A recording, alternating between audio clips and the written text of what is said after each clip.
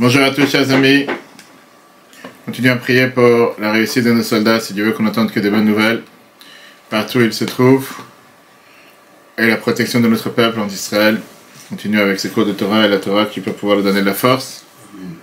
On est en plein milieu du chapitre 4. On va terminer aujourd'hui le chapitre 4 et commencer le chapitre 5.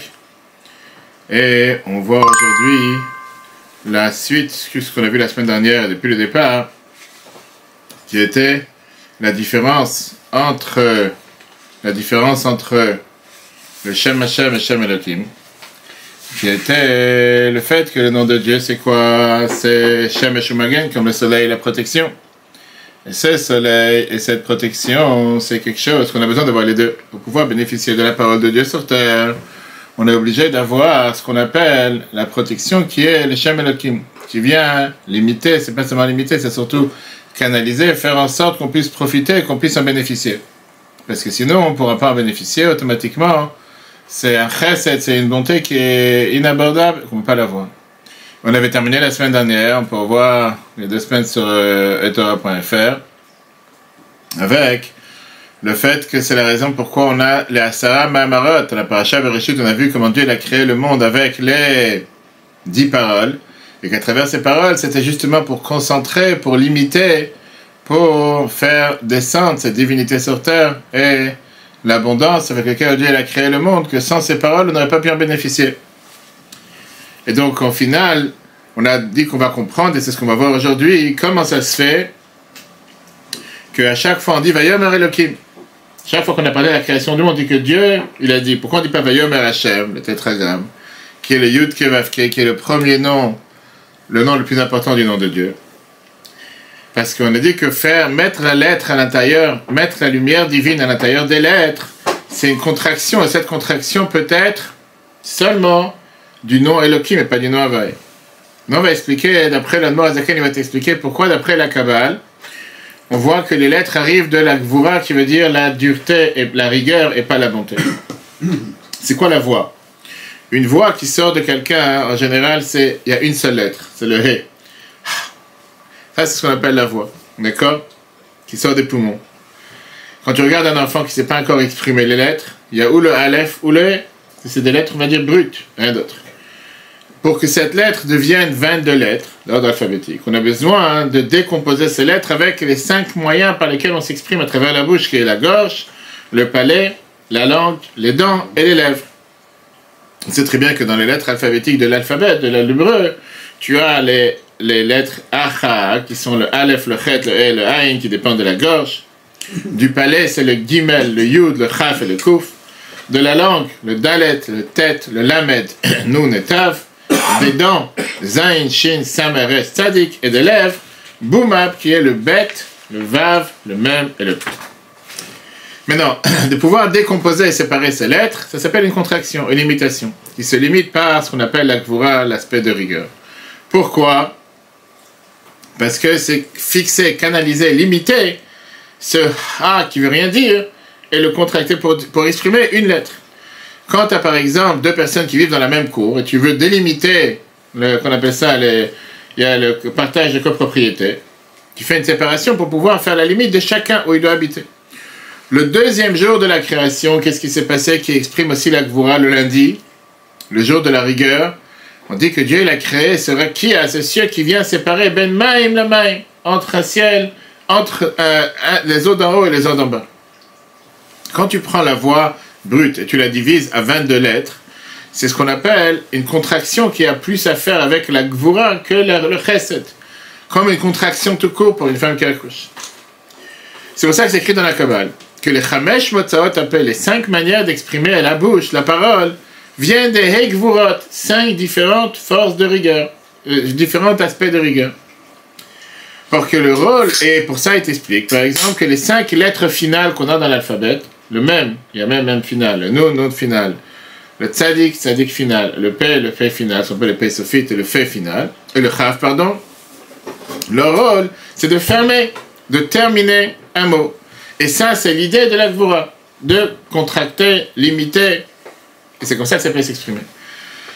Viens dans le Zohar, et le Zohar te dit que la source de ces 5 aspect de rigueur, c'est ce qu'on appelle en hébreu Butsina de Kadonita, qui veut dire la lumière de l'obscurité. La lumière de l'obscurité. Et qu'est-ce que ça veut dire la lumière de l'obscurité? Apparemment, c'est une chose de ce contraire. Parce que la lumière veut dire la lumière, dévoilement, la bougie de l'obscurité. La bougie, c'est la lumière, et l'obscurité, c'est voilé. Mais là, vient le Zohar, a été dit qu'il y a ce qu'on appelle un ner shel chosher, une bougie d'obscurité.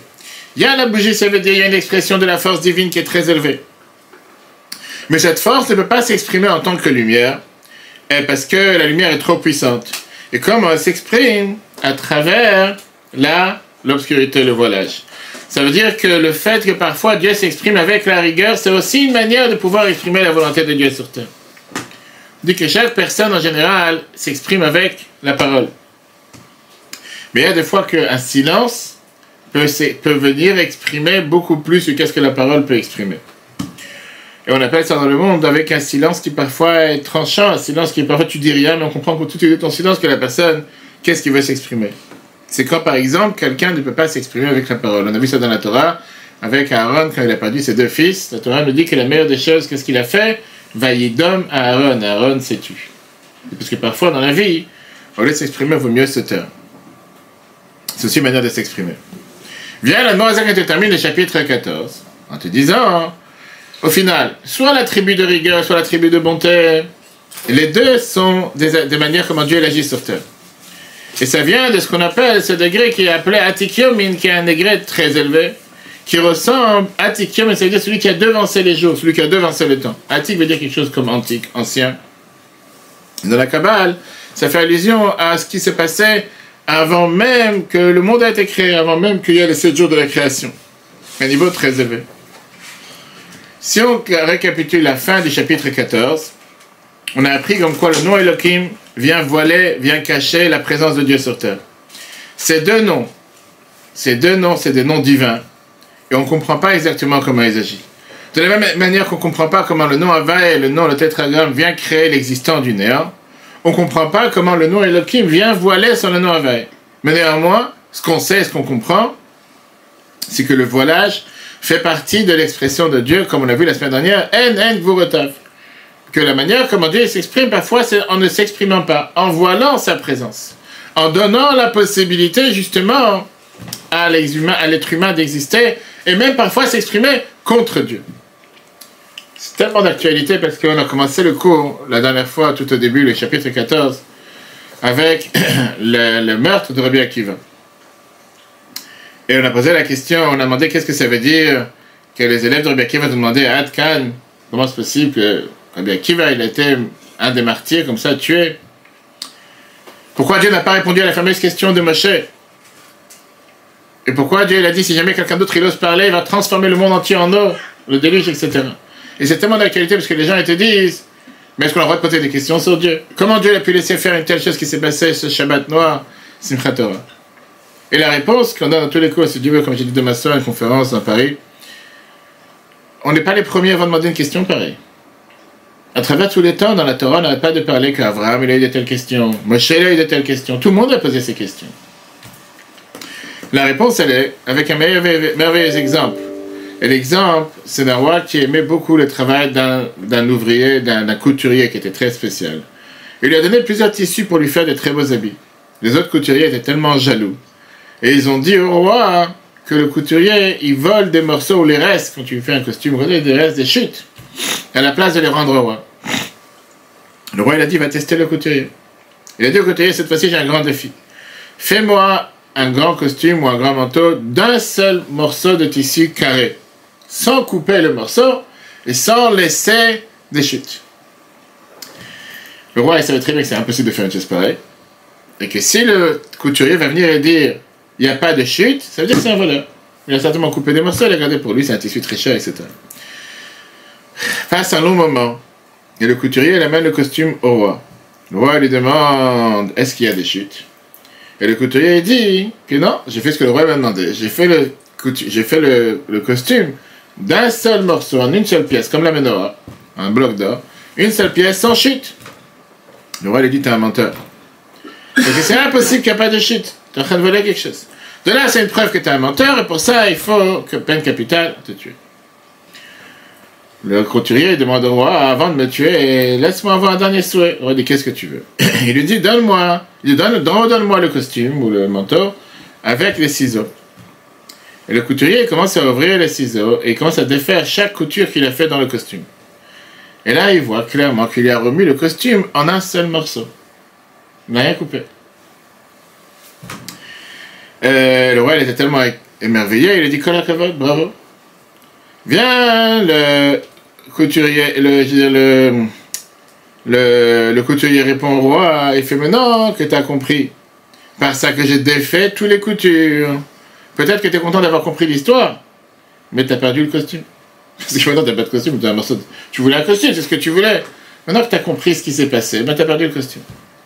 Moi, Zaken a dit, c'est exactement la même chose. On va voir justement dans la deuxième partie du cours aujourd'hui, qui est le premier début du chapitre 5, pourquoi j'ai dit 14, là c'est 5, que, encore une fois, en rapport avec l'actualité et la paracha qu'on a lu il y a 2 semaines. La Torah te dit que Dieu il a voulu créer le monde avec Midat Adin, avec la mesure du jugement. Il a vu que le monde ne peut pas se tenir, il a mélangé la miséricorde. C'est-à-dire qu'il a changé les plans. Qu'est-ce qu'il y a? Le premier plan n'était pas le bon plan. Qu'est-ce que ça veut dire une chose pareille? Qu'est-ce qu'on te dit? Dieu, il a créé, qu'il a voulu créer le monde avec Midat Adin, avec la tribu de jugement, de rigueur. Il a vu que le monde n'allait pas tenir. Il a dit, je vais mélanger un peu de ces gemelles de mayonnaise. C'est dans la tête. On parle de Dieu. Comment on peut dire une chose pareille? C'est ce qu'on va voir tout de suite. Le plan, c'est quoi? C'est que le costume, c'est la création du monde comme Dieu l'a créé avec le chesed. Les coutures, les limites, c'est la gvoura. Pouvoir profiter de ce chesed. Dieu il a créé le monde avec la bonté, Shemavai, mais il a caché sa présence avec la gvoura. Et comme on l'a expliqué depuis le départ, le nom Elohim vient cacher c'est comme le voile qui vient cacher le soleil. Et grâce à ça, le monde peut exister. Qu'est-ce qui se passe? Comme il y a ce voilage, nombreuses fois on ne comprend pas où se trouve Dieu dans certaines évidences, dans certaines choses qui se passent sur la planète. Quand Rabbi Akiva il dit Shema Israël, Hashem Elokeinu, Hashem Echad, ses élèves ils disent Ad Kan. Comment tu peux dire une chose pareille? Tu es en train de te faire tuer, martyriser, un des 10 martyrs, comment tu peux dire Hashem Echad? Ils disent à Rabbi Akiva, oui, Dieu est un. On est d'accord que Dieu existe, mais comment on peut avoir une telle chose? Comment on peut voir cette union de Dieu dans un événement qui a l'air si négatif, qui est tellement contraire à cette unité de Dieu? On va voir une chose pareille. Et c'est la fameuse question que tout le monde demande. Où était Dieu dans la Shoah? Où était Dieu dans tous ces événements, dans tous ces événements tragiques, depuis 3500 ans d'histoire du peuple juif, dans tous ces pogroms? Rabbi Akiva, il leur répond, encore une fois, il faut comprendre le personnage. Qui est Rabbi Akiva? Quelle histoire nous raconte Rabbi Akiva? Celui qui, à travers toute sa vie, il avait été capable de trouver le bien dans n'importe quelle situation. Et quand il n'a pas pu dormir dans le village, parce qu'il avait un âne, un coq et une bougie, et personne n'a donné à dormir dans ce village. Agmara Bachot te raconte comme quoi il est parti dormir dans la forêt. Et il y a un lion qui a dévoré l'âne, il y a un chat qui a dévoré le coq, il y a un vent qui a poussé sur la bougie. Et qu'est-ce qui se passe? Il dit Kol la vie de Rachaman elle est à la vie. Tout ce que Dieu a fait, c'est pour le bien. Et à la fin, c'est avéré que des bandits sont venus pour brûler le village. Et heureusement qu'il a été sauvé. C'est-à-dire que Rabbi Akiva, sa mentalité, elle est que de Dieu peut avoir que du bien. Rabbi Akiva répond à ses élèves, comme on l'a vu au début du cours, on va voir sur le Torah.fr, que toute ma vie, je voulais faire Messirut Nefesh. Je ne suis pas en train de voir ici des forces du mal qui sont contre Dieu. Je vois des gens qui veulent me faire le travail de Messirut Nefesh. Et donc, ce voilage, c'est une partie de l'expression de l'unité de Dieu sur terre. Et encore une fois, on n'est pas Rabbi Akiva. Nous sommes des êtres humains normaux. Nous, on veut comprendre les choses matériellement. Et ça, c'est la fameuse question que Moshe Rabbeinu a demandé avec les anges. Zot Torah vezot schara. Ça, c'est la Torah et ça, c'est sa récompense. Et c'est ce qu'on dit déjà les jours de Kippour. Comment on peut trouver l'existence de Dieu dans des événements qui nous ont l'air, à nos yeux, totalement contraires de la sainteté? Et le Rabbi a répété plusieurs fois, quand il y a eu des malheurs du peuple juif, que c'est la plus grande profanation du nom de Dieu. Parce que les nations du monde te disent, Dieu n'est pas là, Dieu était absent. Viens Dieu et te dit, que si je rentre d'accord une fois, je vais transformer le monde en eau. Si vous voulez revoir le costume en un seul morceau, avec plaisir. Dieu dit, je suis capable de le faire. Mais à ce moment-là, il n'y aura plus de costume. Et donc, ça veut dire que le monde va disparaître. Le monde ne pourra pas rester comme il est. En deux mots, si Dieu va nous montrer son existence à part entière, on va être totalement effacé face à l'existence de Dieu. On ne pourra pas vivre. Tu veux survivre, tu veux exister, tu es obligé d'avoir ce voilage. Qui veut dire quelque chose que tu ne comprends pas. Viens la Gemara te termine. Tu vas continuer à dire Shema Israël, Hashem Echad, jusqu'à ce que son âme est sortie. Le dernier mot que Rabbi Akiva allait dire dans sa vie, c'était Echad, qui veut dire un. Ça, c'était la capacité de Rabbi Akiva de voir l'unité de Dieu dans un endroit où il y a le plus grand voilage sur terre. On ne voit pas l'existence de Dieu. Avec ça, Rabbi Akiva vient et te dit, la fameuse chanson qui s'est répandue les dernières années, Afilu ba'astara shebetoch ha'astara, qui veut dire que même des fois, quand Dieu est totalement voilé, Dieu il est présent. Et ça peut être quand il y a une difficulté, quand il y a une épreuve, quand il y a une catastrophe. Qu'il peut paraître qu'on ne voit pas la providence, on ne voit pas la main de Dieu, mais il faut savoir que Dieu il est présent. Peut-être qu'il est caché, mais il est présent. Comme la fameuse réponse que j'ai répétée à plusieurs reprises les dernières semaines avec les gens qui demandent la fameuse question par rapport à ce qui s'est passé Shabbat, que le rabbi avait répondu à Eliezer quand il a demandé « Je ne crois pas en Dieu après ce qui s'est passé après la Shoah, comment je peux croire en Dieu ?» Et Dieu le rabbi l'a regardé sérieusement en lui disant « Et qu'est-ce que tu veux, croire en l'homme ?» Évidemment, la question n'est pas où était Dieu, la question était l'homme. Mais heureusement que Dieu il était là pour nous protéger, comme malheureusement, heureusement, dans les 3 semaines, on découvre tous les jours des centaines et des centaines et des centaines de miracles, chaque instant, chaque jour. Encore aujourd'hui, avec ce papier qui a été découvert, qu'on a retrouvé sur un terroriste, qui l'ont dit qu'il fallait couper des têtes et éventrer des corps. On ne peut pas s'imaginer l'atrocité, le carnage qu'il aurait pu avoir, heureusement, que Dieu a fait en sorte, avec les forces de l'armée, de leur donner ce courage, que quelques heures plus tard, ils ont tous stoppé. Alors la question elle est très simple. Si Dieu il est dans le monde, si le monde voit la divinité, pourquoi on doit faire Torah et Mitzvot? Pourquoi sanctifier le monde? Mais non, tu m'as dit qu'on a vu dans le cours précédent qu'il y a ce qu'on appelle Midat HaChesed, cet attribut de bonté. Et on a vu dans les derniers cours comme quoi il y a ce voilage qui vient à travers la Gvura, la difficulté. Maintenant, on va apprendre la 3e dimension qui est Midat Tiferet. Tiferet, c'est quoi? C'est l'harmonie entre les deux. C'est pas facile à faire un gâteau. Ou tu mets trop de sel ou tu mets trop de sucre. Alors, il faut savoir le dosage. Et ça, c'est quelque chose que Dieu il a fait, ce qu'on appelait au début de la création du monde, c'est ce qu'on voit maintenant dans le chapitre 5, comme quoi Dieu, au départ, il voulait mettre que du sucre, que la bonté, pardon, que la rigueur, Midat Hadin. Et c'est dit que ça n'a pas marché. Pour ça, Dieu il a dit, je vais mettre maintenant Midat HaChesed, de la bonté aussi. Mais il n'a pas fait l'un ou l'autre. Shitef, il a fait ce partenariat, il a fait cette association. Et à partir du moment qu'il y a les deux, le monde peut cohabiter, peut coexister. Et c'est ça qu'on va voir aujourd'hui. Au début du chapitre 5, de Shara et Vaïmouna, comment se fait-il qu'au départ il avait un plan et après il a décidé de changer? Et pourquoi cette cohabitation? Et pourquoi le monde ne peut pas exister qu'avec la bonté? En tant qu'enfant, beaucoup de gens ont l'habitude de jouer au cache-cache. On se cache derrière un mur, on va me chercher. Et on peut apprendre en tant qu'adulte énormément de ce jeu. On rencontre sur un des rabbins de la Chassidoute, on dit que c'était Rabbi Maour de Medjibaj, qu'il a vu des fois des enfants jouer avec son petit-fils à cache-cache. À un certain moment, le petit-fils il est venu et il a pleuré. Le grand-père il a dit pourquoi tu pleures? Il a dit je me suis tellement bien caché pour qu'il me cherche. À la fin les enfants sont désespérés, ils sont partis, ils m'ont pas cherché, ils m'ont laissé paumer tout seul. Je fais le jeu, c'était qu'ils me trouvent. Ils sont pas venus me chercher. Là, Rabbi Maour de Medjibaj, Rabbi raconte cette histoire. Rabbi Maour de Medjibaj il est rentré avec une pensée approfondie en disant c'est la même chose avec Dieu. Dieu il se cache de nous. Mais le but, c'est pas qu'il se cache. Le but, c'est qu'on le cherche. Le but, c'est qu'on le trouve. Et si on ne va pas le chercher, le problème est beaucoup plus grave. J'avais dit ça à quelqu'un. Je ne sais pas où c'était. Cette semaine, bref. La fameuse histoire de la vie précédente. Quand il est rentré en prison. Et il est arrivé. On fait descendre dans les bureaux du KGB, troisième sous-sol. Jusqu'à ce que finalement, il est arrivé avec... il est arrivé dans un 3e sous-sol, il n'y a pas de lumière, rien. Bref, il rentre dans une cellule, on lui dit qu'il fallait rentrer là-bas, il y a beaucoup d'autres détenus. Il voit qu'il fait noir, il voit absolument rien. Donc en rentrant, il s'exprime, il écrit ça dans sa mémoire. Qu'est-ce qui fait sombre ici? Qu'est-ce qui fait noir? Et les détenus qui lui disent attends, viens avec nous. Tu vas t'habituer dans quelques temps, avec quelques heures qui passent, voilà, tu vas voir une fissure, là, tu vas t'habituer, tu vas voir la lumière. Et le précédent qui a dit la fameuse phrase. Le plus gros problème, c'est quand tu considères que le noir, c'est la lumière. Tout le temps que tu sais que c'est le noir, tu vas tout faire pour emmener la lumière.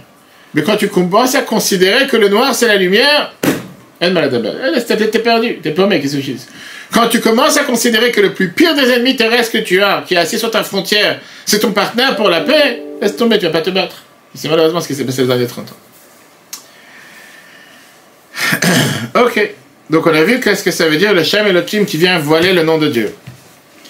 Mais la réalité elle est que c'est pas juste un fantasme. C'est comme ça que Dieu il a voulu créer le monde. Shitef imo midat ha'achamim, dit que Dieu il a voulu faire en sorte de donner l'aspect au monde comme si Dieu n'est pas là. C'est Dieu qui a voulu que tu t'imagines que Rivotsem a dit c'est ma propre force, c'est moi qui réussis. Il n'y a pas de Dieu dans mon travail, il n'y a pas de Dieu dans ma famille, il n'y a pas de Dieu dans mes enfants, il n'y a pas de Dieu dans ma santé. C'est moi qui est capable de tout faire tout seul. Et la question, elle est... parfois c'est dangereux. Pourquoi c'est dangereux? Parce que parfois il paraît comme quoi Dieu c'est tellement caché. Et parfois tu te dis, bah, si c'est comme ça, pourquoi tu veux que je te cherche? Laisse tomber, des fois tu joues au jeu avec les enfants, tu réussis, tu n'as pas gagné, tu laisses tomber, tu lâches. J'ai plus la force. De toute façon j'ai perdu, merci. Comme on l'a dit tout à l'heure, le mot Azaken, il commence d'abord avec la fameuse phrase de Maman Razal qui est dans le premier Rashi qu'on a lu il y a 2 semaines dans Bereshit. Le même Rashi qui te dit que Dieu a donné la terre d'Israël au peuple juif. Bereshit bara Elohim, vient Rashi, il te dit pourquoi c'est écrit le nom Elohim qui vient refléter Midat Adin, l'attribut de rigueur. Vient Rashi, il te dit au départ, au départ, Dieu voulait créer le monde avec la rigueur. Et c'est pour ça que c'est écrit Bereshit bara Elohim. Après, on voit comment Dieu il a vu que le monde ne peut pas se maintenir. Shitef, Midat HaRachamim, il a associé, il a mis comme partenaire la miséricorde. Et c'est pour ça que quand la Torah continue après, elle te dit Eile toldot hashamayim ve'aretz behi baram beyom asot avay Elohim. Voici les descendants du ciel et la terre quand Dieu les a créés. Quand Dieu il a créé le jour, quand Dieu a créé le monde, Hashem Elohim, Dieu et Elohim, ce mixte de 2 attributs ensemble, la bonté et la rigueur, ce qui a fait Midat HaRachamim. Qu'est-ce que quand quelqu'un comprend quand tu dis que ça c'est l'attribut de rigueur et ça c'est l'attribut de bonté? L'attribut de rigueur ou le jugement, on va dire, les gens te disent c'est mesure pour mesure. Tu t'as cassé, tu payes. T'as tué, t'as fait ci, tu reçois la même chose. Bien sûr qu'il n'y a pas de pardon, il n'y a pas de réparation, il n'y a pas de quoi pouvoir... Midat HaRachamim, quand tu parles de l'attribut de miséricorde, c'est de se comporter mieux que la règle de l'art, c'est-à-dire mieux que la loi. La loi dit que tu dois payer. Mais tu sais quoi, là je te donne une possibilité de demander pardon, de s'excuser, de changer. J'applique pas la règle que j'aurais dû appliquer, que je devrais appliquer au cas où il n'y avait pas de pardon. D'après ça, les Chachamim t'expliquent. Quand on te dit que Dieu a planifié au départ de construire le monde avec Midat Adin, ça veut dire que c'était sans, pas conception, sans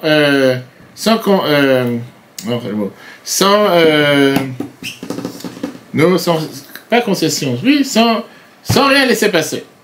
Tu fais, tu reçois, tu fais pas, t'es puni, il n'y a pas de quoi discuter. D'accord? Ça c'était au départ. Mais Dieu il avait dit si c'est comme ça, les gens ne vont pas vivre. Les gens ne pourront pas vivre. Parce qu'on ne peut pas se tenir, on ne peut pas vivre avec des critères de Midat Adin de justice. Imagine-toi que chaque fois que c'est écrit, tu as pris un stop, tu perds 3 points, tu as pris un feu rouge, tu perds ton permis, tu as pris 75 000 € d'amende. Les gens ne peuvent pas vivre.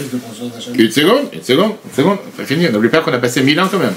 Bereshit c'est 1000 ans, Noir c'est 1000 ans, on a passé 2000 ans ces dernières 2 semaines. Dieu il a vu que les gens ne vont pas tenir et qu'ils vont être totalement ils vont totalement disparaître de la planète et le monde va disparaître. Donc il s'est dit, je suis obligé d'associer Midat HaRachamim, l'attribut de miséricorde, pour avoir pitié sur les créatures, pour exister, et comme ça le monde va tenir. Ça n'existait pas avant le Maboul. De quoi? Au contraire, oui, bien sûr que oui. C'est avant le Maboul, c'est au départ de la création, tout au départ. En fait, le premier Rashi de la Torah, ça c'est le premier Rashi de la Torah. Pardon, la Noah Zaken te demande 2 questions, qui sont très fortes. Qu'est-ce que tu sous-entends de là? Que Dieu l'a regretté? C'est quoi? Que la première copie était pas bonne et devait déchirer la copie pour changer? On parle pas maintenant du avant le Maboul. Est-ce que Dieu, depuis le départ, ne savait pas quelles seront les conséquences de Midat Adin? C'est pas qu'en créant c'est comme si tu fais aujourd'hui une charte, ou tu fais un plan d'action pour une société ou pour une école. Si tel enfant il fait ci, il fait ça, il aura telle punition. Et tu vois que ça marche pas, ça tient pas, tu dis, je vais changer. Depuis le départ, tu pensais que ça allait marcher. C'est très bien que ça marchera pas d'être si dur. Comme s'il doit changer son premier plan. C'est très bien ce que les Chachamim nous disent. Netzach Israël, on voit ça dans le Nar, que Netzach Israël, le Eshaker, le Enachem, que l'Adam ou l'Enachem, Dieu c'est quelque chose qui ne change jamais. Pas mentir. Deuxièmement, pourquoi Dieu il a créé le monde? Depuis le départ, il voulait créer avec Midat Adin, avec l'attribut de rigueur. C'est pas mieux de faire le contraire. Au départ, tu peux dire, tu sais quoi, je vais être sympa, j'ai construit une société, j'ai 50 employés, je vais leur donner un quart d'heure de retard par-ci, un quart d'heure par-là. Si je vois qu'ils abusent, je vais devenir plus sévère. En général, c'est comme ça que quelqu'un il fonctionne. Surtout qu'on a vu dans le 4e chapitre. Quand on dit que Dieu, il est Teva Tov Le'etiv, Dieu c'est la nature même de vouloir faire du bien avec tous. Dieu, il veut exprimer sa bonté, il veut faire du bien avec tout le monde. Alors pourquoi la première opportunité, c'était quoi? De créer le monde avec la rigueur. Et puisque j'ai pas le choix, parce qu'avec la rigueur ou avec le jugement, le monde ne pourra pas exister, ne pourra pas tenir, alors je vais mettre un peu de sucre dans le sel. Je vais mettre de la miséricorde dans la rigueur. Ça doit être le contraire. Au départ, Dieu aurait dû créer le monde seulement avec le chesed, comme Abraham. Mais après, il s'est rendu compte que le chesed tout seul, c'est catastrophique. Il faut donner des limites. Tu ne peux pas dire à un enfant, lis quand tu veux, va dormir à telle heure, fais ce que tu veux, sors sans manteau, fais n'importe quelle bêtise, je vois qu'il tombe malade et qu'il vient en retard. Là, je commençais à mettre des limites. Pour comprendre ça, viens on regarde qu'est-ce que les Chachamim nous ont dit dans ce fameux Rashi. C'est pas écrit que Dieu il a voulu les hanig et haolam, diriger le monde, conduire le monde avec la rigueur, mais livro et haolam, créer le monde avec le midat hadin.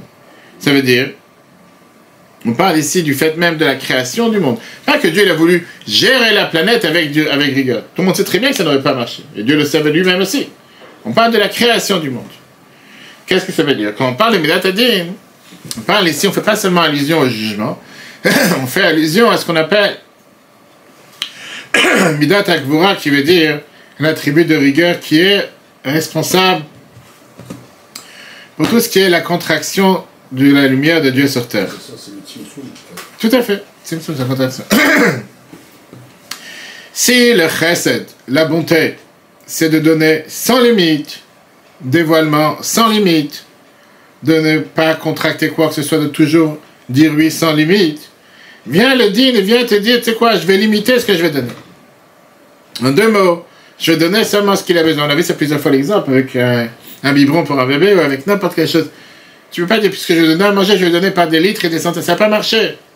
Tu ne peux pas donner à une plante à boire 10 litres, elle va se noyer. Tu es obligé de limiter, tu es obligé de contracter. Comme on a vu déjà dans le chapitre précédent, que tout le but de la contraction, c'est la même manière comment exprimer la bonté, mais qu'elle soit abordable, qu'elle soit acceptée pour celui qui la reçoit. Donc c'est pas juste la rigueur, comme on peut sous-entendre, qui veut dire le mal, la force, mais au contraire, c'est une force qui fait en sorte que tu peux profiter de la bonté. Maintenant, on va comprendre, si on découpe cette phrase que les Chachamim nous ont dit, on comprend ça de manière totalement différente. Bitrila ala bemarshava livrat ala midat hadin. Au départ, Dieu il a pensé de créer le monde avec l'attribut de rigueur. Ça veut dire que le monde va être créé d'une manière qu'il est totalement voilé. Olam il a chanel, on ne voit pas la divinité sortir. Dieu il a dit, je vais cacher ma présence, je crée le monde, et à l'apparence, je ne suis pas là. Et c'est pour ça qu'à travers les 6 jours de la création, depuis Bereshit jusqu'à Yom HaShishi, on parle que d'Elohim. Bashit bara Elohim, Vayomer Elohim, Vayar Elohim, Vayikra Elohim, Vayivra Elohim, Vayas Elohim. 32 fois le nom Elohim dans les 6 jours de la création, qui parle de la nature, le voilage, l'imitation, rigueur, pas une seule fois le nom Havay. Pas une seule fois le nom qui représente la bonté. Pourquoi? Parce que le monde a été créé d'une manière que la force divine est cachée. On ne la voit pas sur terre. La suite. Dieu il a vu que si le voilage il est trop puissant, les gens vont pas pouvoir croire et reconnaître qu'il y a un Dieu sur terre. Si je me cache trop en jouant à cache-cache, jamais venir me chercher. Les gens vont arrêter de le chercher. Ça veut dire qu'on ne serait pas aujourd'hui en train d'apprendre la Torah et parler de Dieu. Parce qu'il est tellement voilé qu'on ne le voit pas. Il est tellement voilé que tu ne sais même pas de quoi tu parles, il n'y a pas de Dieu. Viens la Torah et te dit, c'est la raison pour laquelle Shitef bo midat rachamim. Dieu il a décidé qu'à travers tout le long de l'histoire, il y aura ce qu'on appelle ces étincelles ou ces éclairs de lumière qui sont, il y a un Dieu sur terre. Qui vient justement détruire cette conception que ne pense pas que Dieu n'existe pas. Dieu il est présent. C'est quoi ces étincelles? On a dit tout à l'heure comment on peut faire la part des choses, comment on peut reconnaître. Le voilage il s'exprime avec les lois de la nature, qui ont l'air comme si c'est vraiment une loi indépendante. Le soleil se lève chaque matin, la nuit arrive chaque soir, je sais pas, l'été il fait chaud, l'hiver il fait froid, etc. Qu'est-ce que ça veut dire un dévoilement de Dieu, un dévoilement surnaturel, dans lequel tu vois que le monde se comporte après la volonté de Dieu, et en fonction de sa volonté, la nature elle change. Et ça s'exprime de 2 manières, les miracles et les tzadikim. Prenons le premier. Qu'est-ce que ça veut dire un miracle? Qu'est-ce que ça veut dire un nes? Qu'est-ce qu'on appelle un miracle? Ça dévoile que ce que tu as pensé jusqu'à présent, les lois de la nature, c'est pas les lois, même cette nature, elle est soumise à la volonté de Dieu. On dit ça dans la prière de Kippour, on parle ça tous les jours aussi. Quand Dieu il veut le bâton, c'est un bâton. Et quand il veut, c'est un serpent. Ah, c'est loi de la nature. C'est moi qui fais la nature. C'est moi qui dis à ce serpent, la fameuse histoire, des centaines d'histoires, avec Chaim Ben Dossa, qui a allumé avec des bougies de vinaigre, au lieu d'allumer avec des bougies d'huile. Bref, c'est sans fin. Maintenant, il y a des miracles, et ça on peut voir plus tard dans les prochains chapitres. Il y a des miracles qui sont des miracles que tu vois clairement que le monde il est totalement effacé à la volonté de Dieu. Qu'au même instant, il y a deux choses contraires. L'eau qui s'est transformée en sang. L'eau qui s'est transformée en sang, ça montre encore une fois que c'est Dieu qui dirige la nature. Mais c'était plus que ça, c'était que cette même eau était sang et eau à la fois.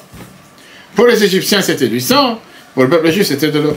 Si on a vu comment l'eau en elle-même n'a pas de valeur naturelle séparée, indépendante de la volonté de Dieu. Elle est là pour servir la volonté de Dieu. Si Dieu veut frapper les Égyptiens avec le sang, l'eau, cette même eau devient sang pour les Égyptiens, pas pour les Juifs. Et pareil les autres plaies, avec les grenouilles qui rentrent dans les fours, alors qu'en général, ils n'ont rien à faire dans les fours, etc., etc. Deuxième point, c'est que Dieu il a mis les tzadikim dans chaque génération. Les tzadikim ont cette puissance que Dieu leur a donnée de pouvoir faire des miracles surnaturels. Des centaines de milliers de miracles qu'on connaît sur tous les tzadikim à travers toutes les générations, soit du temps des chachamim, soit des dernières générations avec les rabbins, à tel point que la Gemara Avodah te dit la fameuse phrase, chapitre page 10b, Zutra de Bachou Mechaim Etim. Le plus petit d'entre vous, de tzadikim, peut faire revivre les morts. On a vu ça à travers toute l'histoire. La Gemara Moed Katan, page 16b, te dit Tzadik Gozer Vakadosh Baruch Hu Mekayem. Un tzadik a la force de décréter, et Dieu est obligé de se soumettre à la volonté d'un tzadik. Un couple que Dieu avait décidé depuis le départ qu'il n'aurait pas d'enfant, et grâce à ça qu'ils sont partis prier chez un tzadik, ou reçu une bracha d'un tzadik, ou partis prier sur la tombe d'un tzadik, ils ont eu un enfant. Quelqu'un qui devait être malade, ils ont guéri, et c'est sans fin des histoires sans fin. Qu'est-ce que ça veut dire une chose pareille? C'est quoi cette personne? Il a des forces surnaturelles, comme une fameuse histoire avec les étudiants, je ne sais pas si c'était de l'université de Boston, ils sont venus voir le rabbi en disant quelles sont tes capacités? Qu'est-ce que c'est? De la magie dans la main? Qu'est-ce qu'il y a le Saint-Esprit? C'est quoi la force d'un tzaddik? Et le rabbi qui a répondu, et la réponse elle est qu'un tzaddik c'est quoi? C'est une émanation, un dévoilement de Dieu sur terre. Qu'est-ce que ça veut dire un dévoilement de Dieu sur terre? Puisqu'un tzaddik vit spirituellement d'une manière totalement plus élevée que les humains, si quelqu'un, comme chacun d'entre nous, quelqu'un de normal, cherche d'abord sa survie, cherche d'abord à exister, il s'occupe d'abord de ses besoins personnels, et après il s'occupe de ce que Dieu il veut, un tzaddik c'est l'inverse. Un tzaddik qui cherche d'abord à faire ce que Dieu veut sur terre. Il n'a pas d'existence personnelle. Tout son être, c'est l'émanation, c'est de faire régner Dieu sur cette planète dans toutes les choses matérielles qui sont attachées à ce tzaddik. Et c'est pour ça que tout ce qu'il fait, c'est pas matériel, c'est spirituel. Maintenant, ça ne veut pas dire que Dieu il a décidé de mettre ses composants dans le monde, dans la création du monde plus tard, au moment où il y aura le miracle. C'est qu'au moment où Dieu il a créé le monde, il a mis ce mix de chesed, de bonté et de rigueur. Et Dieu il a fait en sorte que même dans le voilage, on peut voir Dieu. Pourquoi? Pour s'assurer que le voilage ne soit pas un voilage total et qu'il ne puisse pas avoir une expression qui vient s'exprimer comme si Dieu n'existe pas du tout. Depuis le départ, Dieu était dit, la force divine est cachée, mais pas à 100%. Si tu veux la voir, tu peux la voir. Et ça, c'est ce qu'on appelle en hébreu, Ashgacha pratit, providence divine. Et tout dépend comment tu interprètes les choses. Tu peux être quelqu'un qui va toujours voir les choses négatives, et toujours dire, Dieu n'est pas là, Dieu n'est pas là. Tu peux être dans chaque situation, trouver comment Dieu est présent. Les Chachamim te disent, dans la Gemara Sanhedrin, page 110a, c'est exactement ce qui s'est exprimé quand Moshe, il a dit à Korach, si Dieu, il a créé une créature, et que la terre va venir, va ouvrir sa bouche, qu'est-ce qu'il y a? C'est à ce moment-là que Dieu avait décidé que la terre devrait s'ouvrir, ou bien, comme on a vu avec l'ouverture de la mer Rouge, comme la Mishnah de Pirkei Avot dit, depuis les 6 jours de la création, Dieu avait décidé qu'il y aura un moment que la mer devra s'ouvrir pour laisser passer le peuple juif.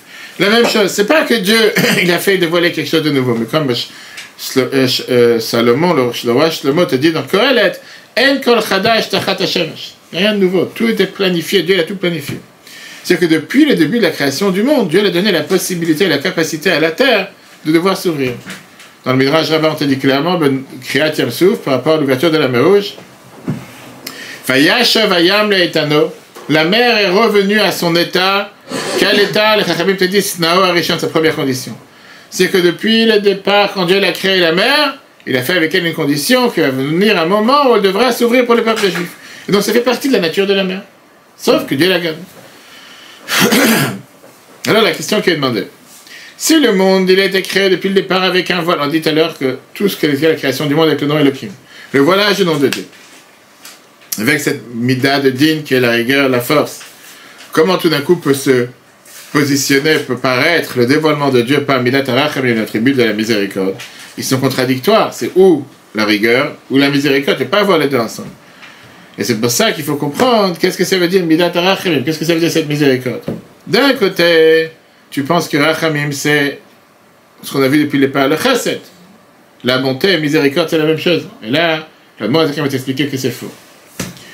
Quand tu commences à t'approfondir, tu comprends que rachamim, la miséricorde, c'est une troisième dimension qui est différente du chesed, qui est différente de la bonté, qui peut faire l'équilibre entre le chesed et le din. Tu as ce qu'on appelle la bonté, chesed le numéro 1, din, la rigueur, le jugement, et rachamim, la miséricorde, qui est le mélange des deux. C'est pas du tout avec chesed. C'est pour ça d'ailleurs que dans la Torah, dans la Tfila, on n'arrête pas de répéter plusieurs fois chesed et rachamim. Quoi, deux mots, si c'est la même chose. Le chesed et le din ne peuvent pas être ensemble. La bonté et la rigueur ne peuvent pas vivre ensemble. Parce que c'est 180 degrés contraires l'un à l'autre. Et chacune, elle menace l'autre. Midat ha-chesed, qu'est-ce que ça veut dire la bonté, comme on l'a expliqué plusieurs fois? Donner sans distinction, aux pauvres, aux riches, pas faire attention qui a besoin, qui n'a pas besoin. Même si quelqu'un fait quelque chose de négatif, la chesed dit, il faut donner sans distinction. Midat ha-din, attribut de rigueur, c'est quoi? Tout à fait le contraire. Celui qui mérite, il a un salaire. Celui qui ne mérite pas, il a zéro. Il ne reçoit rien. S'il a une punition, il doit être puni tout de suite. Soit tu ne veux pas cohabiter les deux, c'est impossible.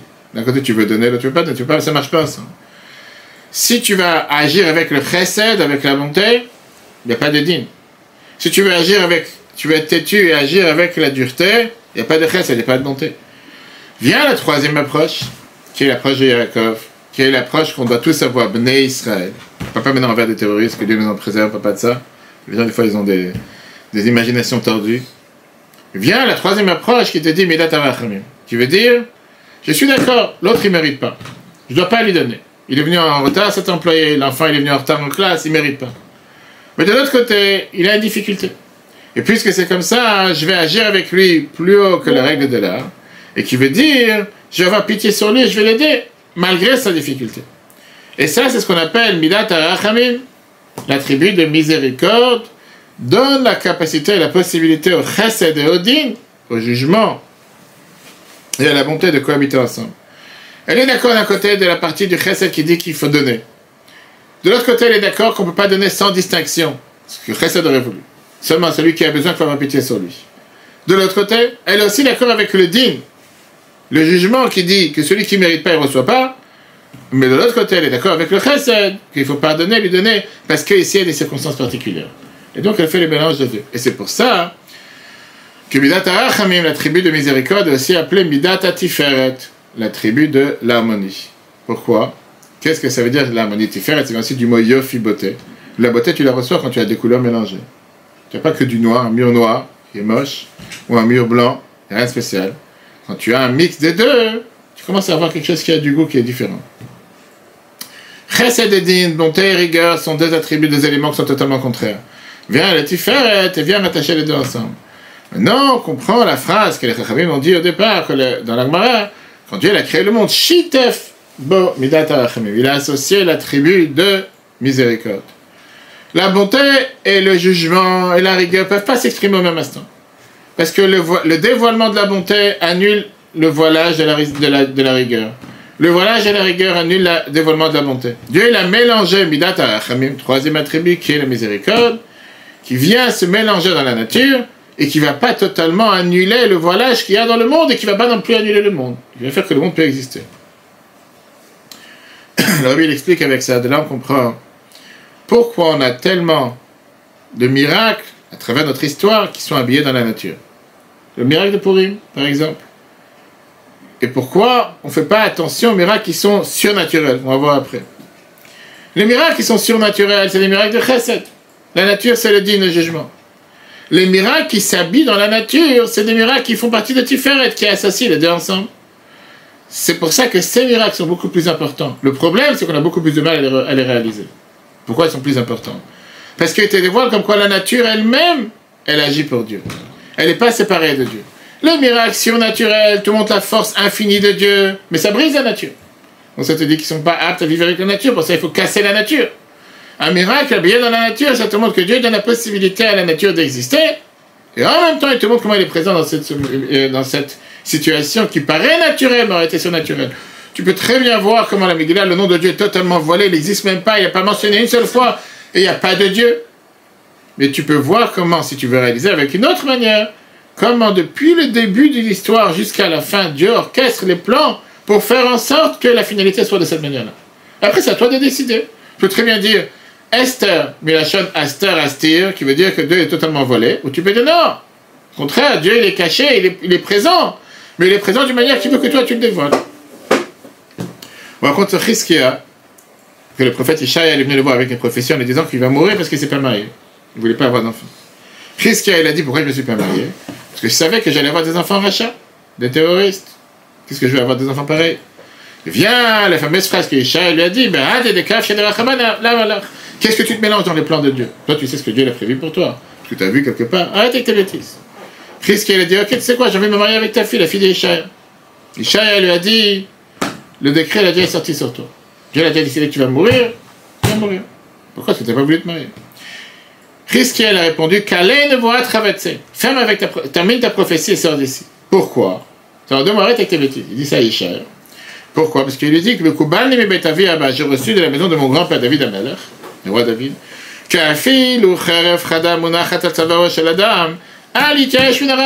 même si tu as une épée sur le cou d'une personne, tu n'as pas le droit de désespérer de la miséricorde. Qu'est-ce qu'il a essayé? Il a prié, il s'est marié, il a guéri et il a vécu encore 15 ans. Exact. Après, on peut voir la suite. Dieu a voulu le rendre Mashiach, il n'a pas rendu Mashiach parce qu'il n'a pas voulu remercier Dieu pour les miracles que Dieu a fait. On va toute son histoire aujourd'hui. Maintenant, avec ce qu'on a vu aujourd'hui, le din, le chesed et le rachamim, qu'est-ce qu'on voit ici?